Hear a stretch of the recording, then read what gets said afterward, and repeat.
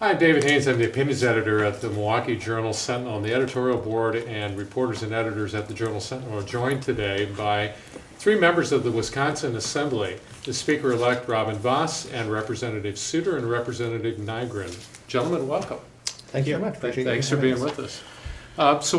We want to get to your agenda for the upcoming session, but I wonder if I could start with a question about redistricting. Representative Voss, you wrote an op-ed that we published recently where you talked about the idea that some Democrats have put out there that redistricting had something to do with the Republicans gaining their majority or adding to their majority in the last session. I'm not sure I would buy that either, but I do wonder if there isn't something to the idea of having a less partisan way to do redistricting the next time around. And I wondered if you would support or at least allow for discussion, an idea based, let's say, in an Iowa model or on a commission approach. Well, every idea should be brought up for discussion. So first of all, I would say that I'm open to any idea that people would bring forward. I will tell you, I'm not incredibly supportive of the concept, and let me tell you some of my opinions, and then the gentleman can chime in. I would love to. Iowa, which has a model where the Legislative Fiscal Bureau or Reference Bureau, whatever they call it, drafts the plan. It then goes to the legislature for adoption. This last time around, they actually rejected the first model. So even having a commission structure does not automatically mean that it's going to go right into law. They still had to go back, make adjustments, take political considerations into mind. So that's the process that we go through. We went through a very difficult process. We have done it now numerous times using new technology. Only once in the past 50 years has the legislature been united with one party in control. The Wisconsin Constitution actually says that the legislature shall be the ones who are in charge of doing redistricting. We could defer it to somebody else.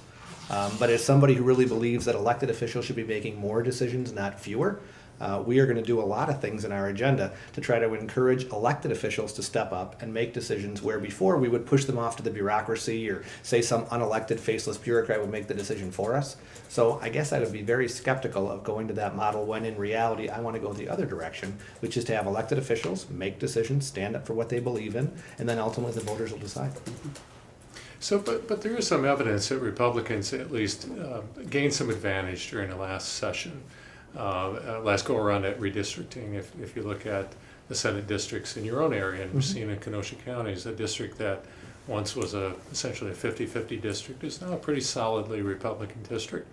Why not remove that idea from the process and let a less partisan go with a less partisan approach?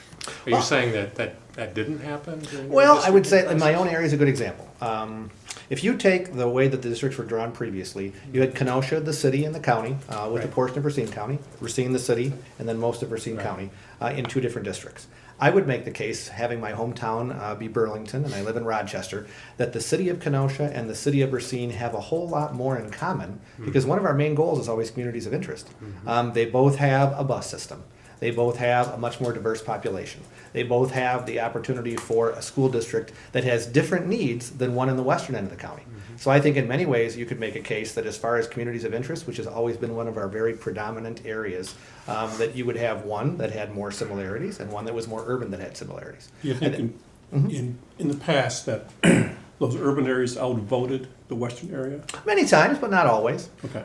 You really had three different parts. You had more traditional farming, small communities. Then you had the suburbs of a larger city. And then you had the larger city itself. Kenosha was very similar. So in most ways, those two cities are the most similar. The suburbs and those areas west of the interstate also are similar.